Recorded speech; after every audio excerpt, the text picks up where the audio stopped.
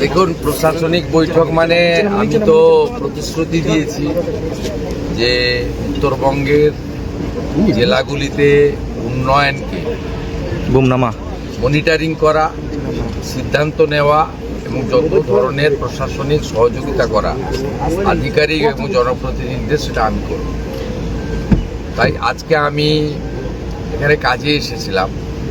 আমার 3টে পর্যায়ে মিটিং ছিল। প্রথম হচ্ছে উত্তরবঙ্গের বিভিন্ন প্রশাসনিক আধিকারিক যা অনুমোদিত আমাদের প্রশাসনিক বর্গ দপ্তর থেকে। এখানে উত্তরকন্যা তৈরি হয়েছিল মূলত উত্তরবঙ্গের মানুষকে যাতে কলকাতা নির্ভর না থাকতে পারে।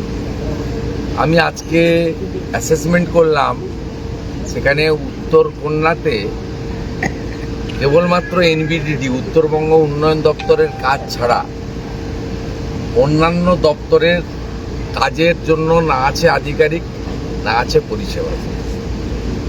আমি এক্ষেত্রে কিছু সিদ্ধান্ত নিয়েছি যা সংবাদ মাধ্যমের জন্য নয়। চিফ সেক্রেটারি, হোম পাওয়ার, ডিভিশনাল কমিশনার, যাদের যাদের যে দায়িত্ব দেওয়া হয়েছে, আমি দ্বিতীয় কাজ যেটা এখানে অ্যাসেস করেছি, 80% গ্রাম পঞ্চায়েত, পঞ্চায়েত সমিতি, জেলা পরিষদ, পুরসভা তারা পালিয়ে বেড়াচ্ছেন, অফিস করছেন না। একই অবস্থা জিটিএতে সভাসদরা করছেন। দেখুন, সরকারের শনিবার রবিবার নেই। সরকার মানে 24x7।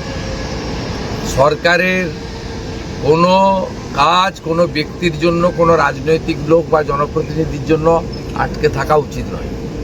তাহলে এবারে ভারতীয় জনতা পার্টির সরকার উত্তরবঙ্গ উন্নয়ন দপ্তরের বাজেট ডবল করেছে। 1000 কোটির জায়গায় 2000 কোটি করেছে। জিটিএর 180 কোটির টাকার বদলে 360 কোটি টাকা করেছে। এইমস দেওয়ার কথা হয়েছে, ক্যান্সার হসপিটাল বা অন্যান্য শিক্ষা প্রতিষ্ঠান দেওয়ার কথা হয়েছে, নতুন মেডিকেল কলেজ দেওয়ার কথা হয়েছে কালিম্পং, আলিপুরদুয়ার এবং বালুরঘাটে। হাসিমারা আর্মি এয়ারপোর্টকে কমার্শিয়াল এয়ারপোর্টের জন্য অ্যাডিশনাল জমি দেওয়ার কথা বলা হয়েছে। বালুরঘাট মালদা এয়ারপোর্ট চালু করার কথা এবং কোচবিহারকে আপগ্রেড করার কথা বলা হয়েছে। মালদাতে, দক্ষিণ দিনাজপুরে, কোচবিহারে ইরিগেশনের স্কিম নেওয়ার কথা বলা হয়েছে। ট্যুরিস্ট, ফরেস্ট এবং হর্টিকালচার, ফুড প্রসেসিং এক্ষেত্রে বিশেষ জোর দেওয়ার কথা বলা হয়েছে।